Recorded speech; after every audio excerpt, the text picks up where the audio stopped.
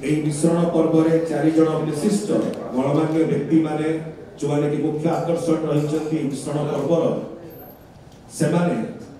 आज विजु जनता दल में सम्मिलित होती संबलपुर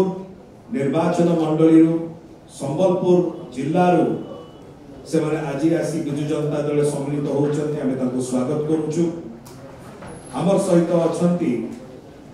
मंच में डॉक्टर प्रियव्रत माझी महोदय जे मीडिया कोऑर्डिनेटर एवं प्रवक्ता दलर एवं 4 जन जो माने गणमान्य व्यक्ति अच्छा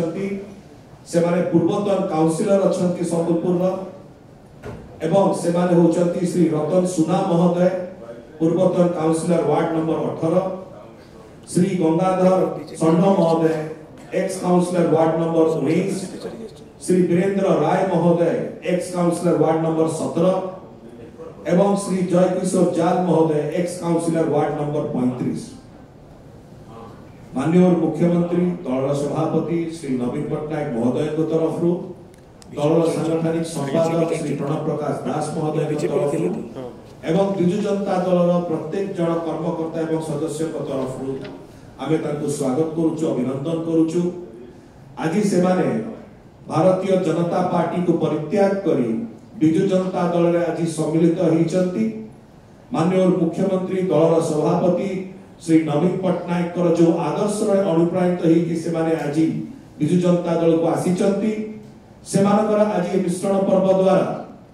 विजु जनता दल केवल जे संबलपुर निर्वाचन मंडली नुह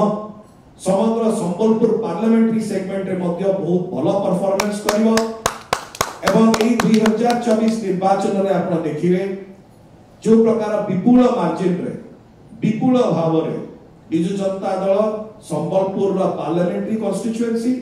एवं संबलपुर रो असेंबली कॉन्स्टिट्यूएंसी एवं सातरा जाक जो संबलपुर रो पार्लियामेंट्री सेगमेंट रे आसुची असेंबली कॉन्स्टिट्यूएंसी गुडी को से समस्त को विपुल मार्जिन रे जितिबो एहा सुनिश्चित होउची से वार्ता टी जाउची। हमर श्रीयुक्त आत्रसा नाजी बाबू समस्त को मोर हृदय नमस्कार। आम बीजेपी पार्टी रे बहुत दिन अलगा रही आज आम श्रीयुक्त लोकप्रिय मुख्यमंत्री नवीन पट्टनायक विकास धारा को लेकिन आम समस्त बीजेपी जोग दौचु आमर संबलपुर विकास धारा को लेकिन आम बहुत आम बबी दास को बहुत कथबार्ता भी प्रतिश्रुति देते जे आम संबलपुर विकास धारा बहुत हो समले योजना मुख्यमंत्री जो काम मान संबलपुर में बहुत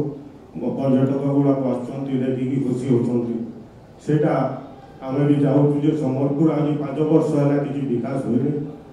से आम भावीचु आम बीजेडी दल सामिल बीजेडी आम संबलपुर विकास धारा को बहुत आगे धन्यवाद।